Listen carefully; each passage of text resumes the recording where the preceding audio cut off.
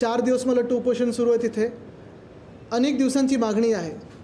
कारण आमचं सरकार असताना त्यांना घरं देण्याचं आम्ही मंजूर केलं होतं आणि सरकार पडल्यानंतर किंवा पाडल्यानंतर जो काही आम्ही निर्णय घेतला होता त्याला ह्या सरकारने ह्या राजवटीने स्थगिती दिलेली आहे. अनेक ठिकाणी आपण बघतोय की बिल्डरांना घुसवण्याचा प्रयत्न आहे. पण मराठी माणसं जे आहेत, जे स्थानिक आपले रहिवासी आहेत, वर्षानुवर्ष पिढ्यानपिढ्या जे मुंबईत राहिलेले आहेत, महाराष्ट्रात राहिलेले आहेत, त्यांना बाहेर काढण्याचा एक कार्यक्रम हे सरकार राबवत आहे. मग आमचे ते पोलीस कॅम्पात असो की ते शासकीय वसाहती असो, हा लढा जसा आम्ही एक देत आहोत तसंच आपल्याला आठवत असेल काही दिवसांपूर्वी MMRD आणि मुंबई महानगरपालिकेमध्ये लूट जी सुरू आहे त्याचा देखील आढावा आपल्याच माध्यमातून आम्ही जनतेला दिला. त्याच्यात मग MMRDमध्ये एक कुठचं कॉन्ट्रॅक्ट मिळालं, त्याची बँक गॅरंटी वेस्ट इंडिजमधली बँक आहे, ज्याला RBIची मान्यता प्राप्त नाही आहे, सेंट लुशियामधली बँक आहे, त्यांच्याकडून बँक MMRD गॅरंटी घेत आहे. त्याच्यावर आम्ही बोललो सरकार आल्यानंतर चौकशी तर करूच, जे कोणी त्याच्यात दोषी असतील, मग ते MMRDचे आयुक्त असतील, कुठचे अधिकारी असतील, कुठचे राजकीय वर्गातले लोक असतील, त्यांना 8 तर नक्की टाकू, कारण आम्ही महाराष्ट्राची लूट सहन करणार नाही. तसंच 20 दिवसात MMRDने एक मोठं टेंडर काढले, ते पण धक्कादायक आहे. कायद्याच्या ह्याच्यात बघितलं तर कदाचित बसू शकतं, पण खरोखर साधारणपणे 14,000 कोटीचं 15,000 कोटीचं टेंडर हे तुम्ही 20 दिवसात काढू शकता का, हा एक मोठा प्रश्न उपस्थित होतो. आणि ही लूट जी चालू आहे ती भयानक आहे. आजच मला वाटतं बातमी आलेली आहे की 40,000 कोटीची थकबाकी कॉन्ट्रॅक्टर्सकडे ह्या सरकारची आहे. कॉन्ट्रॅक्टर्स उद्यापासून आंदोलन करणार आहेत आणि हेच मी सतत सांगत आलो आहे, गेले 2 वर्ष सांगतो आहे की ह्यांचे आवडते लाडके कॉन्ट्रॅक्टर्स आहेत, त्यांना पैसे दिले जातात, त्यांची बिलं काढली जातात, 10% ॲडव्हान्स मोबिलायझेशन दिला जातो, त्याच्यातून स्वतःचे टक्के काढतात हे, पण पुढचं ना काम होतं ना कॉन्ट्रॅक्टरना पुढचं पेमेंट होतं. आणि म्हणून मी ह्या सगळ्याच कॉन्ट्रॅक्टर्सना आणि अधिकाऱ्यांना सांगतो आहे की हे जे काही तुमच्या वाटाघाटी सुरू आहेत सरकारबरोबर, लक्षात ठेवा आमचं सरकार येत आहे, सखोल चौकशी करू आणि ज्यांनी ह्या महाराष्ट्राला लुटलं असेल त्यांना आम्ही सोडणार नाही, त्यांना आत टाकल्याशिवाय मी शांत बसणार नाही. पण हे सगळं होत असताना दुसऱ्या बाजूला आपण पाहतोय पुण्यामध्ये 20,000 कोटीचं एस्केलेशन, म्हणजे एका बाजूला 40,000 कोटी दिले नाही आहेत आणि काल पुण्यामध्ये 20,000 कोटीचं एका रस्त्यासाठी एस्केलेशन झालेलं आहे. हे सगळी उधळपट्टी आहे ती आम्हाला थांबवायला लागेल. ही कामं काही आम्ही थांबवणार नाही, पण जी काही लूट आहे ती नक्की थांबू आणि जे काही चुकीचं घडतं आहे त्याच्यावर आम्ही कारवाई तर करणार. हे सगळं आपण पाहतोय. आणि दुसऱ्या बाजूला धारावीमध्ये जे काही चाललं आहे ते अतिशय भयानक आहे, भीतीदायक आहे. मुंबई लुटण्याचंच काम नाही तर मुंबई कोणातरी फुकटात देण्याचं काम चालू आहे.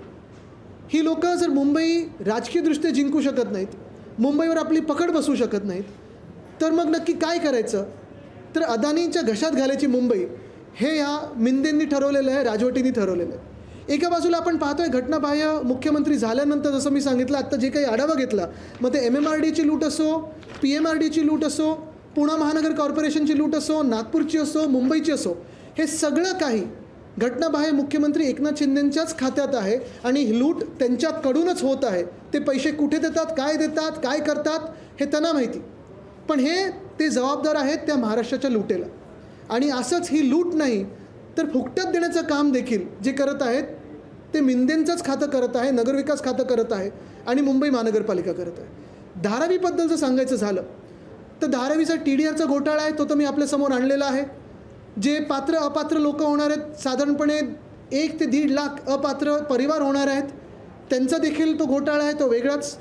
आपल्याला आठवत असेल लोकसभा निवडणुकीच्या आसपास कुर्ल्यामधले जे आमदार आहेत गद्दार, त्यांनी सांगितलं होतं की मदर डेअरीचा प्लॉट आम्ही रद्द करून घेऊ आणि अदानीला देणार नाही, पण अजूनपर्यंत रद्द झाला नाही आहे. ह्याचा अर्थ ते खोटं बोलत होते आणि त्यांच्यात तो रद्द करण्याची हिंमत नाही, कारण त्यांचे जे मालक आहेत त्यांच्यावर दुसरे मालक अदानी बसलेले आहेत. तसंच मिहीर कोटेचा यांनी सांगितलं होतं की मुलुंडमध्ये PAP असेल, PTC असेल, हे रद्द केलं जाईल, ते देखील केलं नाही आहे. दोन्ही गोष्टी आम्ही रद्द केल्याशिवाय राहणार नाही हे आज तुम्हाला सांगत आहोत.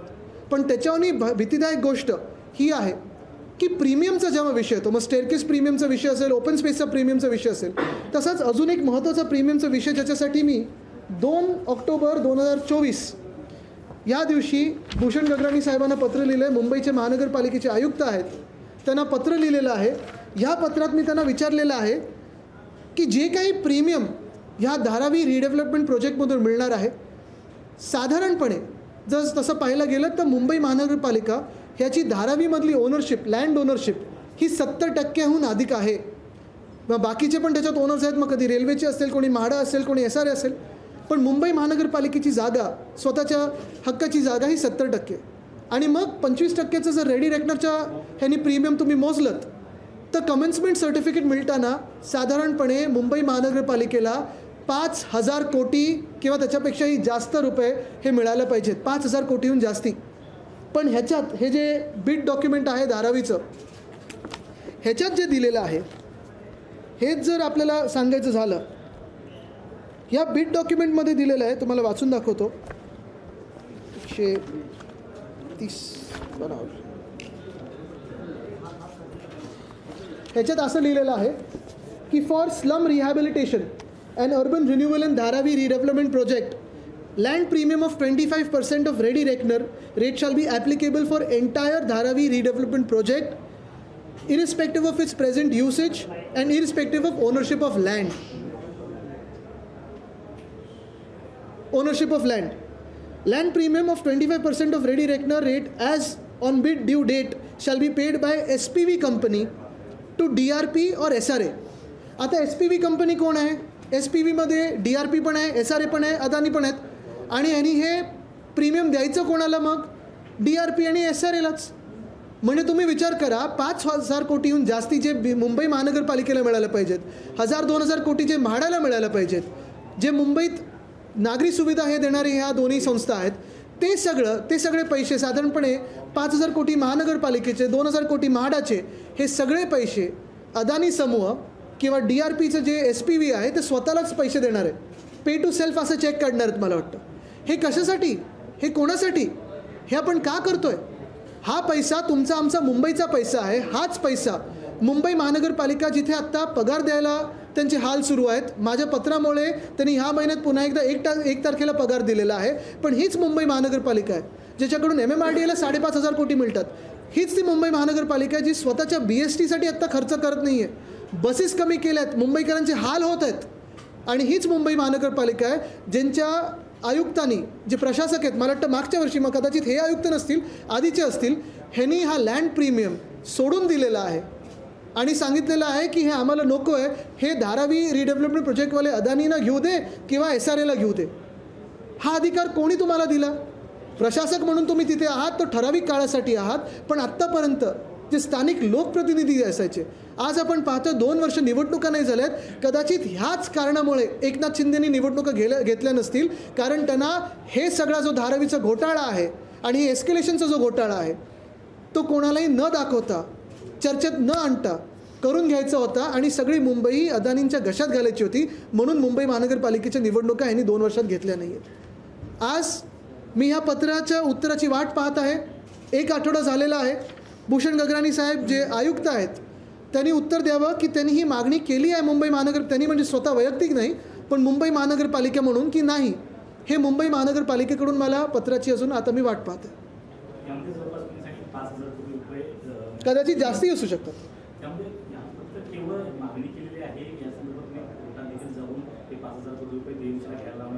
बिलकुल नाही. आमचं सरकार आता येणार आहे आणि आल्यानंतर एक तर पूर्ण ह्या धारावी प्रकल्पाबद्दलच पुनर्विचार होणार आहे. कारण जसं मी सांगितलं, मध्ये आमची मागणी होती की 500 स्क्वेअर फुटाची घरं द्या, तिथे इंटरनॅशनल फायनान्शियल सर्व्हिसेस सेंटर आणा, पोलीस हाऊसिंगसाठी आणि परमनंट जे पोलीस रिटायर्ड त्यांच्यासाठी घरं बांधा, शासकीय वसाहत आहे तसं काहीतरी चांगलं करा. पण हे सगळं आपण पाहतोय की हा प्रीमियम पण माफ केला. म्हणजे स्टेअरकेस प्रीमियम माफ, ओपन स्पेस प्रीमियम माफ. आता हा प्रीमियम, ही लँड ओनरशिप जी आहे ही कॉन्स्टिट्युशनल तुमचा अधिकार आहे, संविधानिक अधिकार आहे. तो अधिकार दिला कोणी? ज्यांनी कोणी हे टेंडर डॉक्युमेंट बनवलं आहे की मुंबई महानगरपालिकेचा अधिकार काढून तुमच्या घशात घालायचा. फुकटातच दिली आणि ह्याच्यात सोबत मुंबई एक ती पूर्ण फुकट देतात. काल पाहिलं मड आयलंडमध्ये, तुम्ही एक अभ्यास करा की गेल्या 2 वर्षामध्ये प्रत्येक कॅबिनेटमध्ये अदानी समूहाला धारावीसाठी काही ना काही सूट मिळालेली. ही कशासाठी?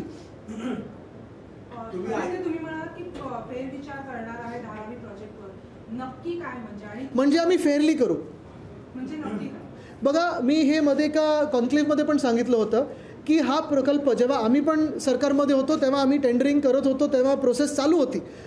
मुख्य गोष्ट ही आहे की तो अदानीजीनी करूवा, कोणाही करा, माझा त्याचा विरोध नाही आहे, ना शिवसेनेला कोणाचा विरोध आहे. कुठच्याही इंडस्ट्रियलिस्ट असेल, ग्रुप असेल, कॉर्पोरेट असेल, कोणी जगात हे जमत असेल त्यांनी करावा, वैयक्तिक विरोध कोणालाही नाही आहे. पण जे काही टेंडरची चौकट आहे त्याच्यातच काम झालं पाहिजे. जर त्या चौकटीत काही बसत नसेल तर मग एकाच प्रोजेक्टला ही सवलत का आणि दुसरे जे SRA प्रोजेक्ट 17-18 वर्ष रखडलेले आहेत त्यांच्यासाठी का नाही. दुसरी गोष्ट म्हणजे जर चौकटीत बसून तुम्ही काम तुम्हाला जमत असेल तर 100% करा. जे काही पाठबळ तुम्हाला पाहिजे ते आम्ही द्यायला तयार आहोत. पण जर तुम्हाला ह्या प्रोजेक्टच्या नावावर मुंबई लुटायची असेल, मुंबईचे प्लॉट्स फुकटात घ्यायचे असतील, मुंबईत जे काही पॉप्युलेशनचं संतुलन आहे ते बिघडवायचं असेल ते आम्ही करू देणार नाही. जर जमत नसेल तर ह्याचा पुनर्विचार आम्हाला करायला लागेल. जे काही आहे जर त्यांना जमत असेल सवलती सोडून तर निश्चित त्यांनी करावं, नाहीतर पुनर्विचार होईल.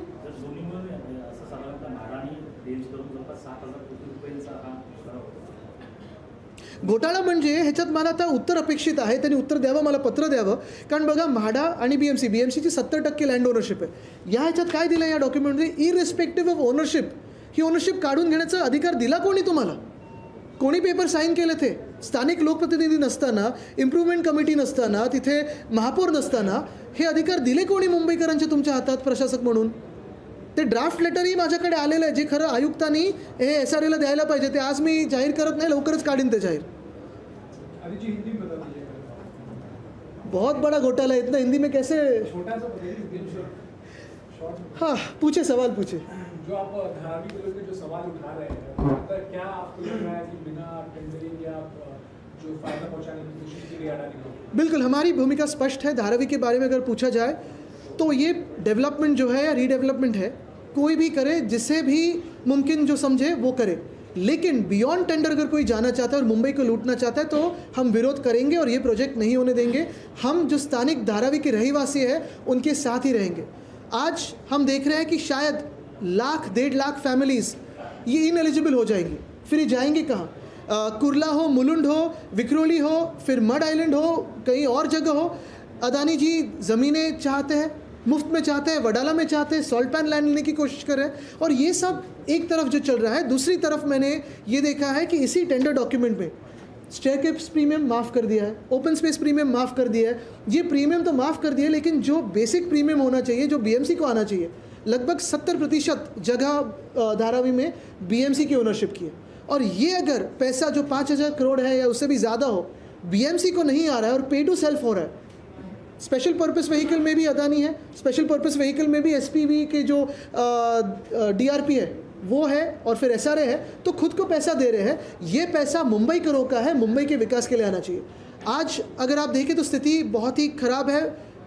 ऐसी ख़राब स्थिति है कि BST की बसेस कम कर दी है, BMC की जो सैलरीज़ है वो वक्त पे नहीं जा रहे. इस महीने वक्त पे गए क्योंकि मैंने खत लिखा था, लेकिन तो भी वक्त पे नहीं जा रहे. अगर आप देखें तो MMRDA की लूट शुरू है. कहीं 20,000 करोड़ का एस्केलेशन हो रहा है पूना में और MMRDA वो PMRDA में है. MMRDA में देखिए तो सेंट लूसिया के बैंक से एक गारंटी ले ली है. किसी और ने दिया है कि 20 दिन में एक 16,000 करोड़ का टेंडर लिया है. ये कैसे चल रहा है? और दूसरी तरफ कल ही आंदोलन होने जा रहा है कि 40,000 करोड़ अगर आप देखें तो पेमेंट नहीं हुआ है कॉन्ट्रैक्टर्स को.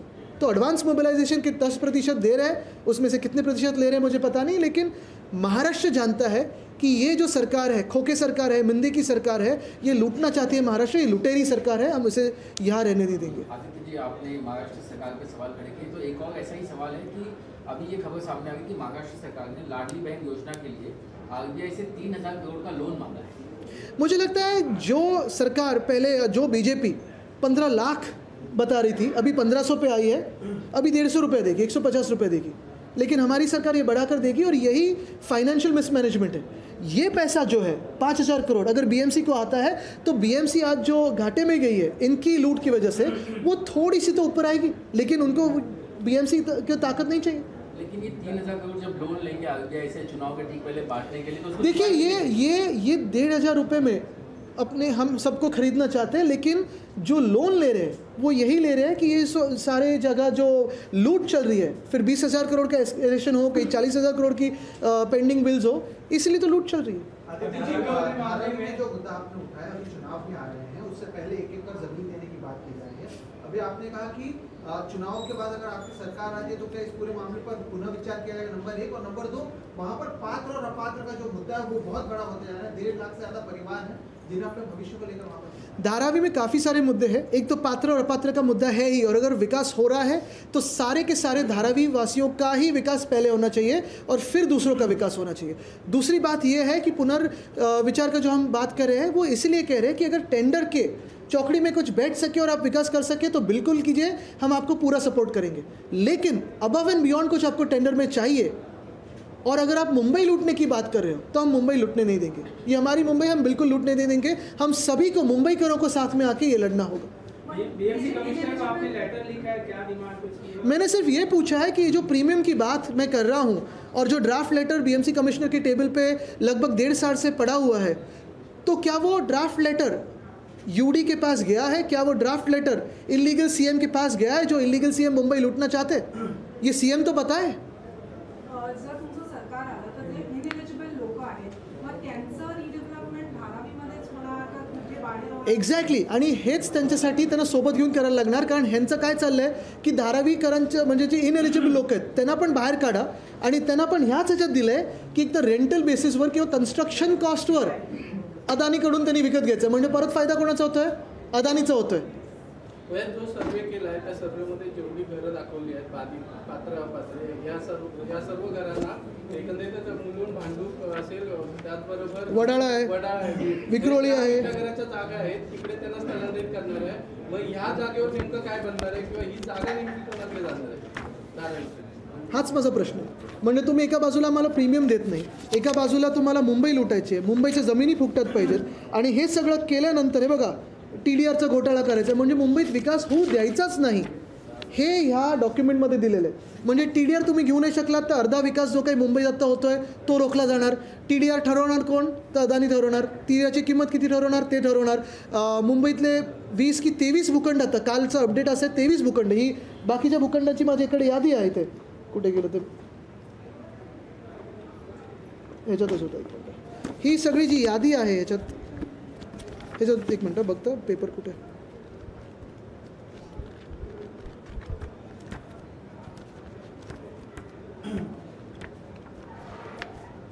ही यादी पण जगजाहीरच करतो मी। ह्याच्यात बघता एक फोल्डेड पेपर आहे, हां येस पहिलंच पानात आहे, ही बघा, ही 20 भूखंडाची यादी। त्याच्यात आता काल परवाकडे 3 अजून आलेत।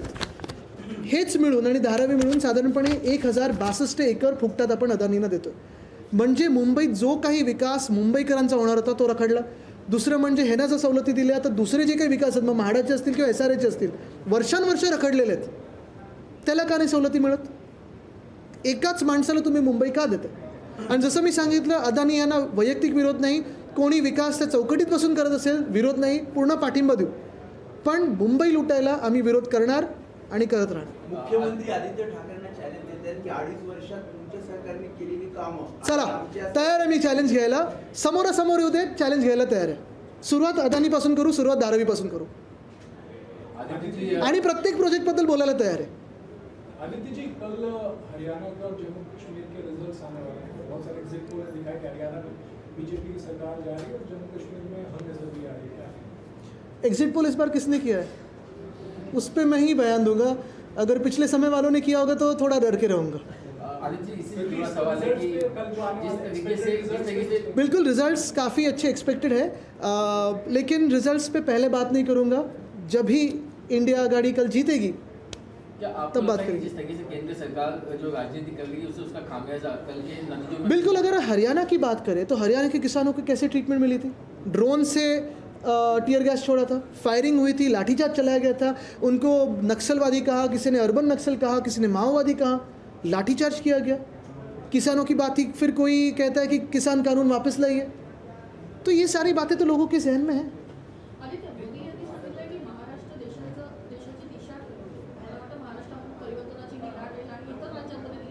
नक्कीच परिवर्तन घडणार, नक्कीच परिवर्तन घडणार, आणि इथे देखील MVचं सरकार येणार। मी त्यांच्याशी ते जे बोललेत परिवर्तन, नक्कीच परिवर्तन येणार। पण सध्या ज्यांनी ती दिशा दाखवलेली आहे देशाला ती एवढीच आहे की इथून सगळे इंडस्ट्रीज आहेत ते गुजरातकडे नेतात, ते आम्ही रोखणार।